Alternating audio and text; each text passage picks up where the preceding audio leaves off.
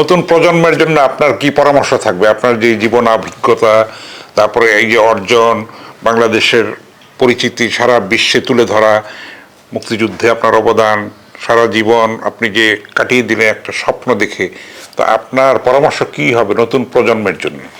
এটা সবার জন্যই, ম্যাজিশিয়ানদের জন্য তো বটেই, সবার জন্যই আমি বলবো সেটা হচ্ছে শ্রম ছাড়া একটা ঘাসও নড়ে না। অর্থাৎ যা কিছু করতে হবে প্রচণ্ড শ্রম দিতে হবে, যদি নো শর্টকাট। এবং সাইকেল চালাতে গেলে আছাড় খেতেই হবে, সাঁতার দিতে গেলে পরে পানি খেতেই হবে, ডুবতেই হবে। অতএব আছাড় খেতেই হবে, আছাড় খেতে আবার তাক করে দাঁড়িয়ে আবার ছুট। তো এখন শ্রমের কোনো বিকল্প নেই। আর হচ্ছে বেশি শ্রম করা যায় না যদি ভেতরে আনন্দ না থাকে। আনন্দ, উদ্ভাবনী শক্তি, এগুলির মিশেল একটা দরকার। আমার নিজের মনের আনন্দে যদি আমি করতে পারি তাহলে আমি অনেক শ্রম দিতে পারবো, তাড়াতাড়ি করতে পারবেন, উৎকর্ষটাও পাওয়া যাবে। এক্স্যাক্টলি। অতএব মনকে ওই রকম ভাবে তৈরি করতে হবে, মানে ট্রেন ইউর ব্রেইন, যে এই কাজটা করার জন্য যেন রেডি। আমরা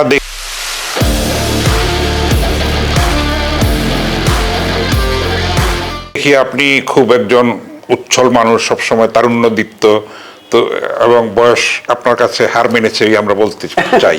তো এইটার রহস্যটা কি? এটা কোনো রহস্য নাই, এটা হচ্ছে আমি ভেতরেই হাসি, আমার অন্তর থেকে হাসিটা আসে। আপনি বুঝতে পারছেন? এবং আমি একটা জিনিস ডিসকভার করেছি, সেটা হচ্ছে পৃথিবীর সবচেয়ে শ্রেষ্ঠ কসমেটিকটার নাম কি জানেন?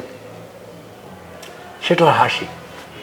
একটা মানুষ হাসলে, laughter is the best medicine বলা হয়। হ্যাঁ, সেটা তো মেডিসিন, কিন্তু কসমেটিক্স হলো বেশ, এবং লাইফ লাইনও বলা যেতে পারে। একদম একদম।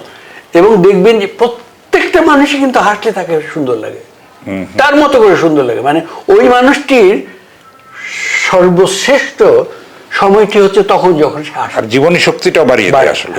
ঠিক।